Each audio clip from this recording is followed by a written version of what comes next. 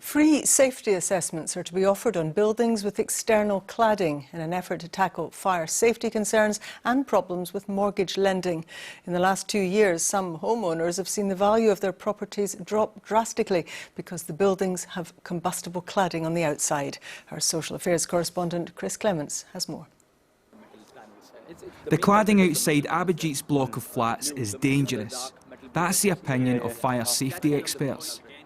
After buying his property 3 years ago, an inspection found combustible aluminium cladding, similar to that found at Grenfell. It's meant spiralling insurance costs, while the value of his property has plummeted. Before this problem began, it was actually worth at 235,000. And how much is it worth now? It's zero, because you have to carry out this survey.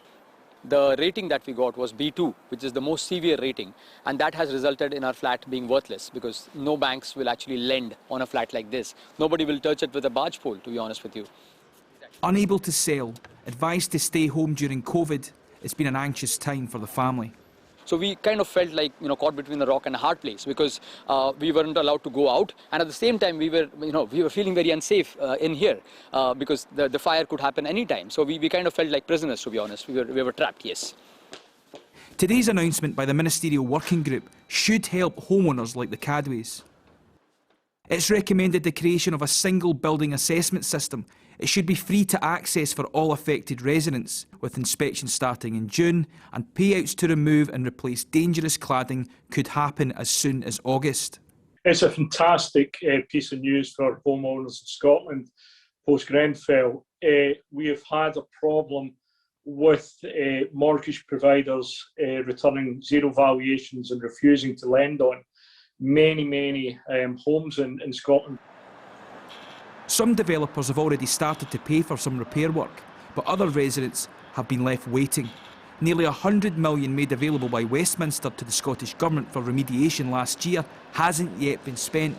But the Housing Minister says that current funding may not be enough to solve a problem this widespread. That in itself is not enough.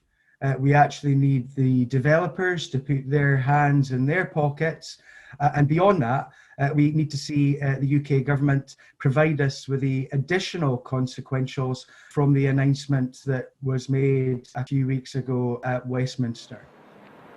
Meanwhile, residents are cautiously optimistic, but say concerns remain about fire safety issues.